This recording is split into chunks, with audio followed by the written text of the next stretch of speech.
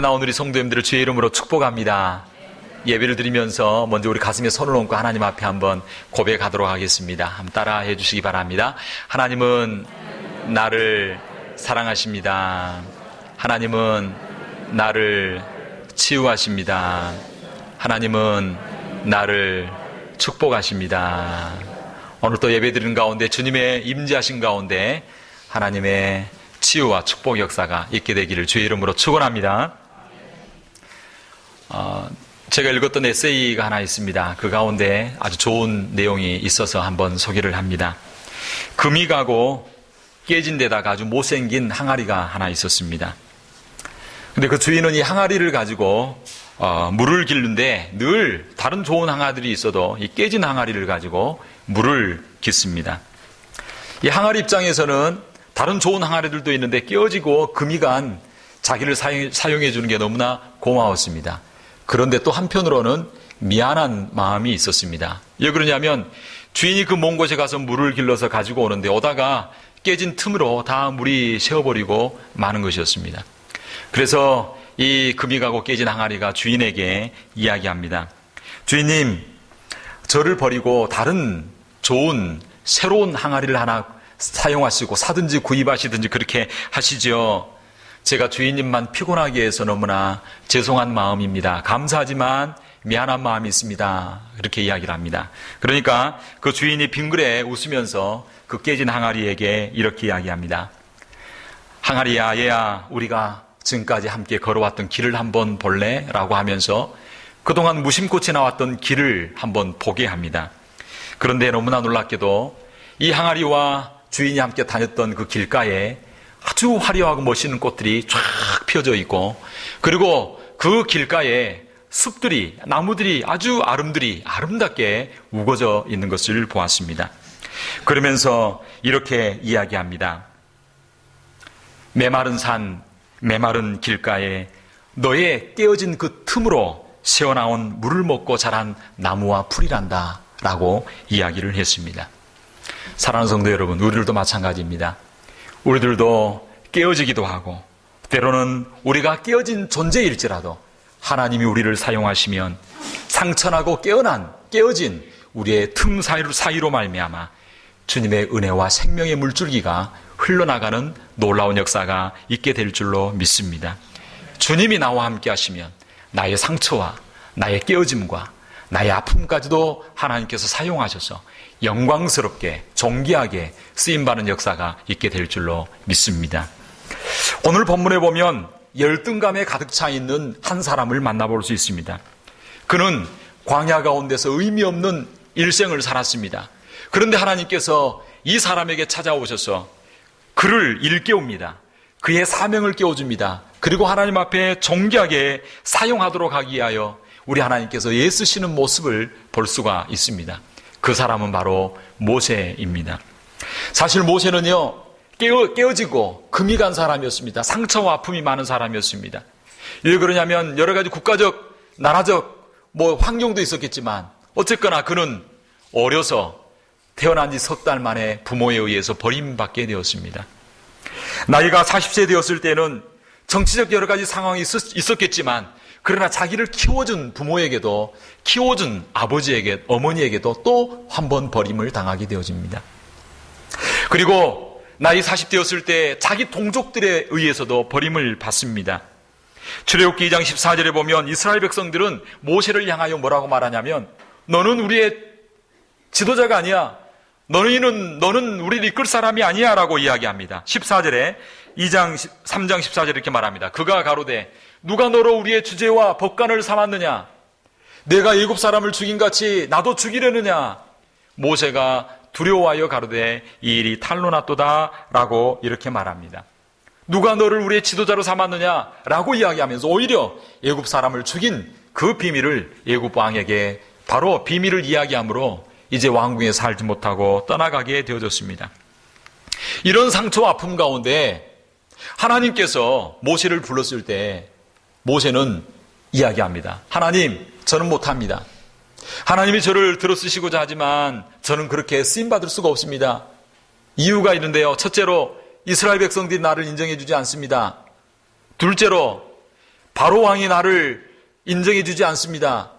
바로가 내 백성을 이끌고 가도록 허락해 주지 않습니다. 세 번째로 이 많은 백성들을 이끌고 나아간다고 한들 광야에서 어떻게 삽니까? 어떻게 먹고 삽니까? 라고 이야기를 합니다. 그때 하나님께서 확실한 계획과 약속을 이야기해 줍니다. 모세야, 내가 너와 함께해서 이스라엘 장로들과 이스라엘 백성들이 너를 믿게 만들어 줄 것이다. 애굽 왕 바로 걱정하지 마라. 내가 권능의 손으로 치면 처음에는 내주지 않더라도 나중에 가게 해줄 것이다. 광야에서 먹고 사는 거 걱정이 있느냐? 걱정하지 마라. 내가 너가 나갈 때 온갖 생축과 그리고 온갖 애굽의 폐물과 온갖 보화들을 들고 나가도록 해주겠다라고 이야기합니다. 그런데 그럼에도 불구하고 그 말을 듣고 나서도 또 오늘 본문에 보면 이야기합니다. 하나님, 그래도 난 할 수 없습니다. 그래도 할 수 없습니다. 이유를 또 세 가지 댑니다. 오늘 본문 1절은 이렇게 말합니다. 모세가 대답하여 가로되 그러나 그들이 나를 믿지 않을 것입니다. 내 말을 듣지 아니할 것입니다. 여호와께서 내게 나타나지 아니하셨다라고 할 것입니다. 이 말이 무슨 말이냐면 이스라엘 백성들이 나를 믿지 않을 것이다라고 하는 말은 이스라엘 백성들이 나를 지도자로 받아들이지 않을 것이다라고 하는 말입니다. 왜냐하면 예전에 그러한 일들이 있었거든요. 그리고 내 말을 듣지 않을 것이다. 예전에 이스라엘 백성들이 그 말을 듣지 않았습니다. 모세의 말을 듣지 않은 그러한 경험이 있습니다. 그리고 여호와께서 내게 나타나지 아니하셨다. 하나님이 언제 너에게 나타나느냐? 너에게 어떻게 그렇게 신적 권위가 하나님이 너에게 특별히 나타나셔서 너와 함께 하시는 증거가 뭐냐라고 이렇게 할 것이다 라고 이야기를 합니다. 사실 우리들도 마찬가지입니다. 주의 일들을 감당할 때 우리 환경과 여건을 보면 그러한 일들이 많이 있습니다. 그런데 그렇게 거절하는 모세에게 하나님께서 뭐라고 말씀하십니까? 그에게 한 가지 질문을 하고 계십니다. 모세에게 몇 가지 이적과 기사를 보여주면서 그가 사역을 감당할 수 있도록 확실한 증거와 또한 능력을 허락해 주시는 것을 볼 수 있습니다. 우리가 아무리 거절하고 하나님 앞에 안 된다고 할지라도 하나님은 끝까지 저와 여러분들을 사용하시고 저와 여러분들을 존귀하게 사용하여 주실 줄로 믿습니다. 하나님은 저와 여러분을 포기하지 않으십니다. 그러면서 하나님께서 뭐라고 말씀하냐면 2절에 내 손에 있는 것이 무엇이냐라고 그렇게 질문합니다. 내 손에 무엇이 있느냐? 하나님 몰라서가 아니에요. 하나님 알고 있습니다. 그럼에도 불구하고 이 질문을 통하여서 하나님께서는 모세의 삶을 일깨우기를 원하십니다. 모세가 그의 열등감과 상처와 깨어짐과 아픔을 뛰어넘어서 하나님 앞에 존귀하게 사용하실 수 있도록 하나님께서는 모세에게 질문하는 것을 볼 수 있습니다. 오늘도 이 질문을 통하여 우리의 삶의 의미를 깨닫고 하나님의 영광을 위하여 우리의 삶이 올려드려지는 그리고 하나님 앞에 쓰임받는 저와 여러분 되기를 주의 이름으로 축원합니다. 하나님께서는 모세에게 내 손에 있는 것이 무엇이냐라고 말씀하셨던 것처럼 오늘 이 시대를 살아가는 저와 여러분들에게도 동일하게 질문하십니다. 오늘 내 손에 있는 것이 무엇이냐? 하나님께서 모세에게 이 질문을 던진 의미가 무엇이겠습니까? 오늘 이 말씀을 통해서 배울 수 있는 것이 무엇이겠습니까? 그것은 첫째로 우리는 하나님과 동행하는 삶을 살아야 한다는 것입니다. 오늘 본문 2절은 모세에게 이렇게 이야기합니다. 여호와께서 그에게 이르시되 내 손에 있는 것이 무엇이냐? 그가 가로되 지팡이이니이다. 하나님께서는 내 손에 있는 것이 무엇이냐라고 질문했을 때는 이런 의미가 있습니다. 모세야, 내가 지금까지 최선을 다해 살아왔는데 그 최선을 다해 살아온 결과가 무엇이냐? 내가 지금까지 열심히 달려왔는데 인생의 결실이 무엇이냐라고 묻고 있는 것입니다. 하나님께서는 이 말씀을 통하여 모세가 하나님 없이 자기 열심과 자기 지혜로 최선을 다해 살아왔는데 그 결과가 무엇인가를 깨닫게 해주시면서 이제는 하나님 없는 열심, 하나님 없는 삶이 아니라 하나님과 함께하는 삶, 하나님과 함께 동행하는 삶을 살아가도록 권면하고 있는 것을 볼 수 있습니다. 사실 모세는 어릴 때 이스라엘 사람이었지만 바로 궁에서 살았습니다. 바로의 왕궁에서 왕실의 교육을 받았습니다. 한 나라를 통치할 수 있는 그런 교육을 받았고 시대를 깨뜨려 볼 수 있는 당대의 최고의 지식과 그리고 지혜를 배웠습니다. 그는 힘도 있었고 그러한 교육을 받았지만 그러한 모든 교육을 통해서 나타난 결과가 무엇이었습니까? 이 모든 것의 결과는 결국은 사람을 죽이는 일이었다라고 성경은 말씀하고 있습니다. 이 일 때문에 결국은 미디안 광야로 도망가는 인생이 될 수밖에 없었습니다. 모세는 자기에게 주어진 상황 가운데 최선을 다했습니다. 그런데 결과는 뭐냐면 그의 신분이 왕자의 신분에서 목동을 치는 사람으로 바뀌어졌습니다. 그가 최선을 다했지만 그의 삶의 자리가 화려한 왕궁에서 결국은 황량한 광야로 변하게 되었습니다. 하루아침에 그가 꾸었던 꿈들은 산산조각나고 결국은 아무도 기억해 주지 않는 별 볼 일 없는 인생으로 변화되고 말았다라고 하는 것입니다. 사랑하는 성도 여러분, 모세가 그의 일생 가운데 최선을 다하는 삶을 살았습니다. 그러나 그의 결과는 뭐냐면 광야에서 양을 치는 지팡이 하나, 막대기 하나밖에 없었다라고 하는 것입니다. 이 지팡이는 무엇을 의미하냐면 고달픔과 포기와 낙심의 상징입니다. 탄식과 한숨과 깨어진 꿈의 상징이 바로 이 지팡이입니다. 사랑하는 성도 여러분, 오늘을 살아가는 저와 여러분들에게도 동일하게 우리 하나님께서 질문하고 계십니다. 내가 그토록 최선을 다해 살아왔던 일평생의 결과가 무엇이냐? 2016년 한 해를 저와 여러분들의 허락하여 주셨는데 오늘 여기까지 살아왔는데 그 결실이 무엇인가? 하나님은 묻고 계십니다. 사랑하는 성도 여러분, 광야의 모세와 같이 꿈도 희망도 잃어버리고 하루하루 그저 주어진 일의 현실에 매여 살다가 오늘 이 자리에까지 오지는 않았는지 우리 삶을 뒤돌아 보아야 합니다. 이 질문을 통해서 우리 하나님께서는 깨닫게 해주십니다. 하나님이 없는 삶은 결국은 허무함이요, 하나님 없는 삶은 결국은 아무것도 아닌 초라한 존재가 될 수밖에 없다라고 하는 것을 말씀하고 있습니다. 하나님과 동행하는 삶, 힘들고 어렵더라도 하나님 앞에 예배하고, 힘들고 어렵더라도 하나님 앞에 기도하고, 힘들고 어렵더라도 하나님의 영광을 위하여 하나님과 함께 동행하는 삶이 되기를 주의 이름으로 축원합니다. 하나님 없는 삶, 하나님 없이 최선을 다했습니다. 그러나 예수 없고 하나님 없으면요, 인생의 삶의 자리가 결국은 지옥의 자리밖에 없습니다. 하나님 없으면요, 그 많던 화려한 것들도 다 허무하게 지나가 버리고 마는 것입니다. 저는 학생들을 지도하면서 예전에 참 그런 아픈 그런 경험들이 있습니다. 얘가 학생들이 한 120명 정도, 130명 정도 되는 학생들이었습니다. 고등학교 학생들이었는데 그 학생들 가운데 아버지가 서울대를 나온 분이 있습니다. 그래서 창원에 정기연구소라고 하는 아주 큰 좋은 우리나라에 하나 있는 연구소가 있습니다. 거기에 석박사들이고요, 러시아와 미국에서 유학을 마치고 다 오신 분들입니다. 그곳 가운데 가정들이 한 3가정 정도 있었습니다. 다 서울대 나오시고 아버지도 서울대 전기과를 나온 분이었어요. 근데 아이가 고3이 되었어요. 고1, 2학년 때까지는 신앙생활 잘했습니다. 근데 고3이 되니까 어떻게 하냐면, 야, 아빠가 서울대 나왔는데 니도 서울대 나와야 된다. 고3 때는 1년 동안 쉬어라. 교회 가지 말고 예배 드리지 말고 공부해라. 학원에 가라 라고 이야기한 거예요. 얘가 친구들 관계도 있고 그리고 정말 믿음이 정말 잘 성장하고 있었는데 주일날 예배를 드렸습니다. 주일날 예배를 드리고 딱 밖에 나가는데 그 아버지가 화가 나가지고 오시더라고요.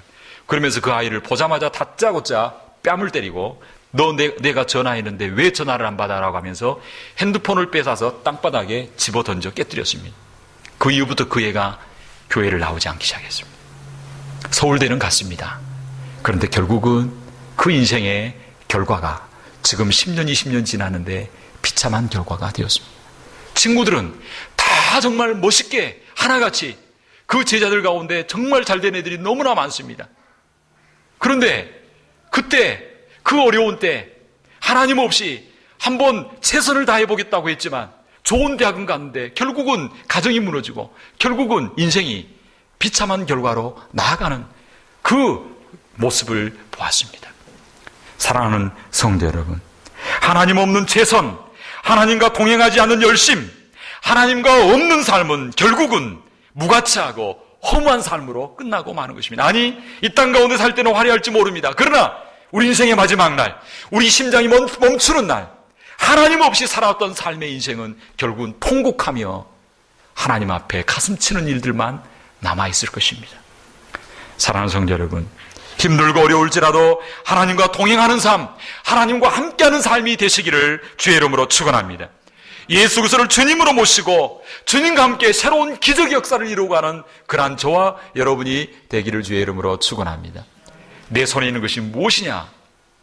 하나님 없이 삶을 살아온 그 결과가 무엇이냐? 오늘 우리들에게, 모세에게 도전하고 있습니다. 둘째로 우리가 이 말씀을 통해서 배울 수 있는 교훈이 무엇입니까? 그것은 바로 우리는 하나님께 내가 가진 것을 드려야 한다라고 하는 것입니다. 하나님께서 모세에게 찾아오셔서 질문하고 계십니다. 내 손에 있는 것이 무엇이냐? 그래, 너의 삶이 지금까지 그렇게 너무나 힘들고 어려웠지만 그럼에도 불구하고 지금 너가 가지고 있는 것이 무엇이냐? 너에게 남아있는 것이 무엇이냐? 모든 것 다 잃어버리고 모든 것 다 없었다고 할지라도, 그러나 우리 하나님은 지금 내가 가지고 있는 그것으로부터 새로운 출발을 하기를 원하시는 것입니다. 너 가지고 있는 것 무엇이냐? 네, 초라한 지팡이 하나뿐입니다. 깨어진 꿈의 상징인 이 지팡이 하나뿐입니다. 아픔뿐입니다. 그래, 그거라도 나에게 한번 드려보라 라고 우리 하나님께서 말씀하십니다. 제가 가진 것은 초라한 지팡이요, 나는 평범한 목동에 불과합니다. 그래, 나도 안다. 내가 너를 안다. 그러나 그럼에도 불구하고 너 가지고 있는 그 작은 것, 너의 있는 모습 그대로 그것 나에게 한번 드려보라 라고 말씀하고 있습니다. 사랑하는 성도 여러분, 우리 하나님은 아무리 초라하고 작은 것일지라도 내 손에 가지고 있는 그 작은 것 하나님께 드릴 때 그것을 통해서 하나님께서는 영광 받으시고 하나님께서는 역사하여 주실 줄로 믿습니다. 하나님께서 우리를 통해서 일하려고 하실 때 묻는 질문이 두 가지가 있습니다. 첫째로, 내게 있는 것이 무엇이냐 묻습니다. 그리고 하나님께서 말씀하십니다. 내가 너와 함께하리라. 너 가지고 있는 건 아무리 작을지라도 내가 함께할 때에 그 작은 것을 통해서 하나님의 영광이 드러나게 될 것이다 라고 말씀하고 있습니다. 하나님이 천지를 창조하실 때는 없는 곳에서 있게 하셨습니다. 그런데 이제는 우리 하나님께서는 없는 것을 통해서 있게 하시는 것이 아니라 이미 존재하고 있는 것을 통해서 하나님 영광을 돌리시고 하나님께서는 일하십니다. 사랑하는 성도 여러분, 하나님께서 저와 여러분들에게 묻습니다. 내 손에 있는 것이 무엇이냐? 내게 있는 것이 무엇이냐? 내 마음속에 있는 것이 무엇이냐? 우리 하나님은 있는 모습 그대로 저와 여러분을 부르십니다. 그리고 있는 모습 그대로 우리 자신을 하나님께 드릴 때 내 모습 그대로를 우리 하나님은 쓰십니다. 어떨 때는 하나님 앞에 고백할 수 있습니다. 하나님, 제 마음을, 제 모습을 살펴본 죄밖에 없는데요. 그래, 그 죄를 나에게 맡겨라. 내가 너를 의롭게 하리라. 하나님, 내 자신을 보니까 질병이 있습니다. 그래, 너 가지고 있는 그 질병이니 그 질병을 나에게 맡기라. 내가 너를 고치리라. 하나님, 내 자신을 돌아보니까 문제밖에 없습니다. 깨어진 상처 아픔밖에 없습니다. 그래, 그것은 나에게 맡기라. 내가 그것을 통하여 너를 들었으리라. 우리 하나님 말씀하고 계십니다. 사랑하는 성도 여러분, 내 가지고 있는 것이 어떤 것일지라도, 어떤 문제일지라도, 어떤 부족한 것일지라도 내 모습 있는 모습 그대로 주님 앞에 맡기고 하나님 앞에 기도하고 하나님 앞에 나아갈 때 하나님은 깨어진 것을 통하여, 아픈 것을 통하여, 병든 것을 통하여, 우리 하나님께서는 문제를 통하여 더 큰 하나님의 영광이 드러날 수 있도록 하나님께서 사용하여 주실 줄로 믿습니다. 우리 하나님은 초라하고 볼품이 없는 모세의 지팡이, 그것을 사용하셨습니다. 그것을 통해서 어떻게 하시겠다고 말씀하고 있냐면 오늘 보면 17절은 이렇게 말합니다. 너는 이 지팡이를 손에 잡고 작고 초라하지만 이것으로 뭘 행하라고요? 이적을 행할지니라. 20절은 이렇게 말합니다. 모세가 아내와 아들들을 나귀에 태우고 애굽으로 돌아가는데 다른 거 없지만 그 지팡이가 이제 무슨 지팡이가 되냐면, 따라합시다, 하나님의 지팡이가 되었다는 거예요. 모세가 가지고 있던 것은 평범한 거였습니다. 마른 막대기와 같은 지팡이였습니다. 그런데 이것을 하나님 손에 드리기에 되었을 때, 이것이 하나님 손에 붙잡힌 바 되었을 때 하나님께서 들어쓰시는 능력의 도구, 하나님의 지팡이가 되었다라고 말씀하고 있습니다.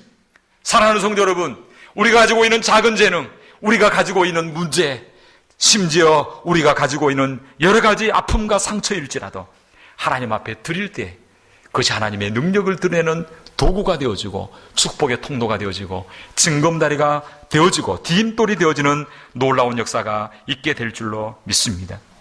그러므로 내가 가지고 있는 그것 하나님 앞에 기도함으로 맡길 수 있게 되기를 바랍니다. 내 일생을 맡깁니다. 나의 아픔을 맡깁니다. 나의 깨어진 상처를 맡깁니다. 나 가진 것 적지만 이것 주님께 맡깁니다. 주님 사용하여 주셔서 주님의 영광을 드러내는 능력의 도구가 되게 하여 주시옵소서.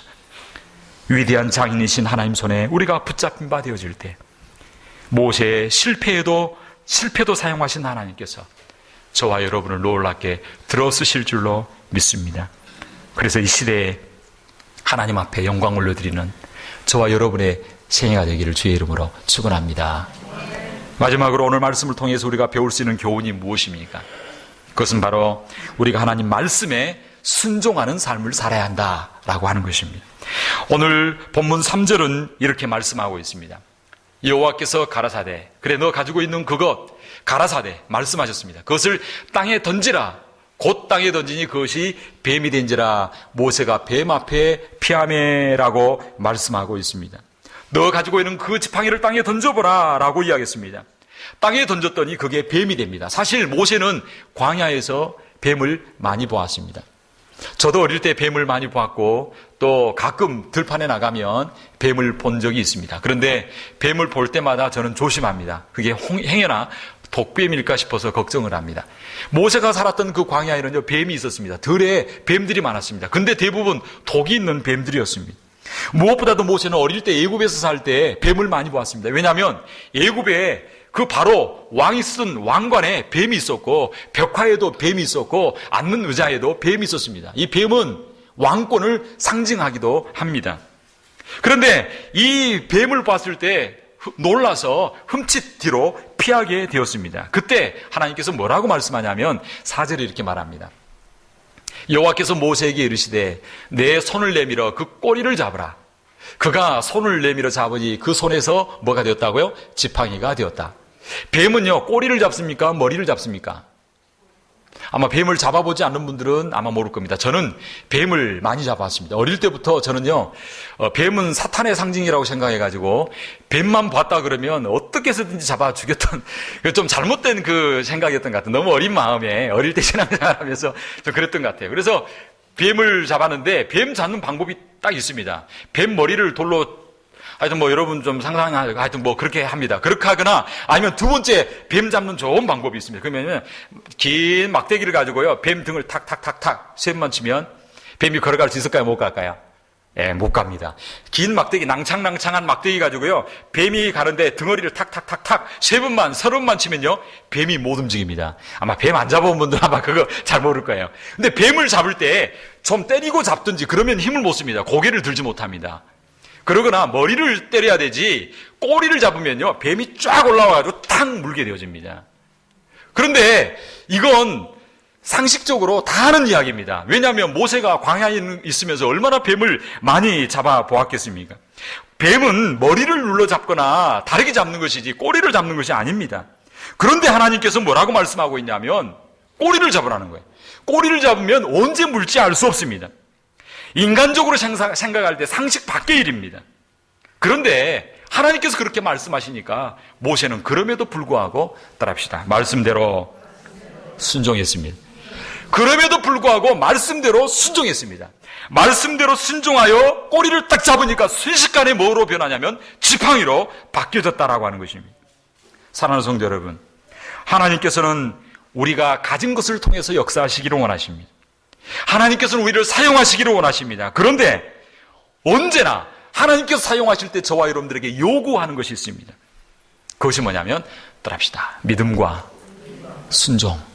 우리 하나님께서는 믿음과 순종을 요구하십니다. 우리가 가진 것이 얼마나 많으냐 적으냐가 문제가 아닙니다. 우리의 능력과 재능이 얼마나 있느냐 없느냐가 중요한 것이 아닙니다.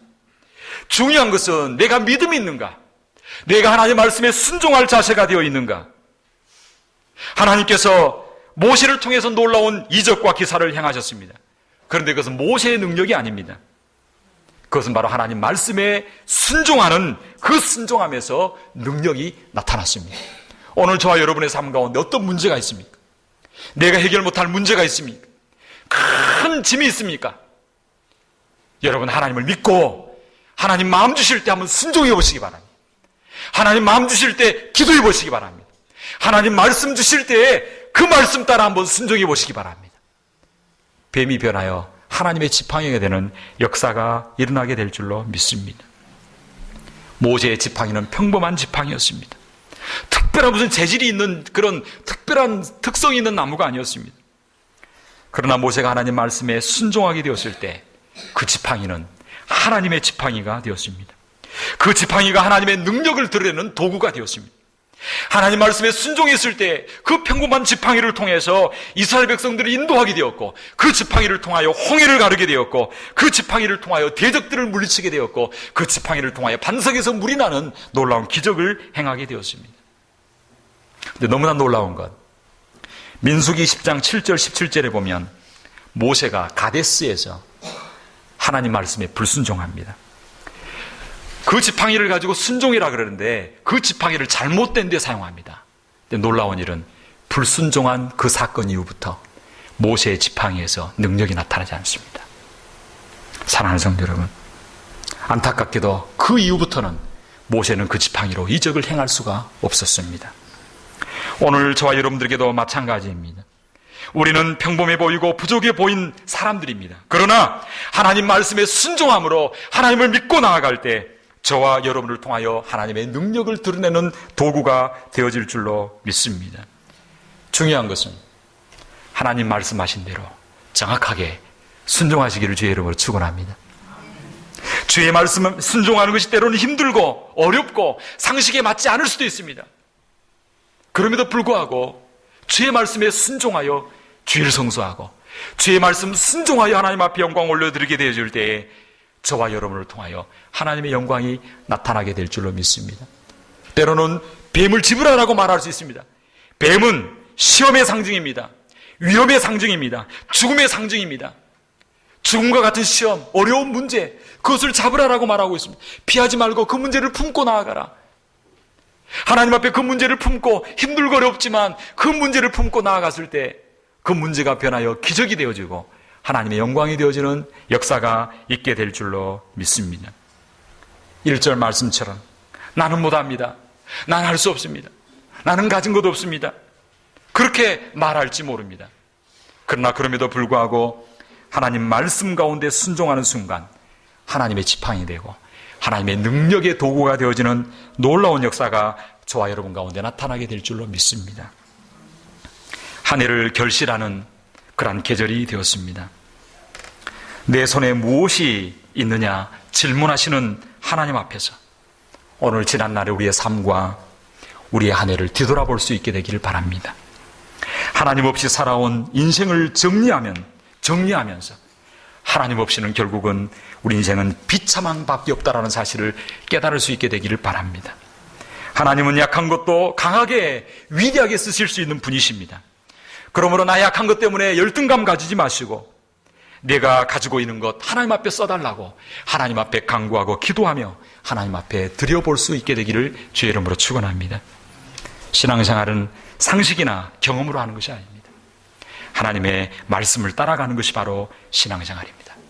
하나님의 말씀을 따라 순종하며 나아가는 저와 여러분 되기를 주의 이름으로 축원합니다. 그래서 저와 여러분의 남은 생애가 하나님 앞에 붙잡힌 바 되어서 하나님의 능력을 드러내는 삶, 하나님 앞에 영광 올려드리는 쓰임받는 축복의 통로가 되기를 주의 이름으로 축원합니다.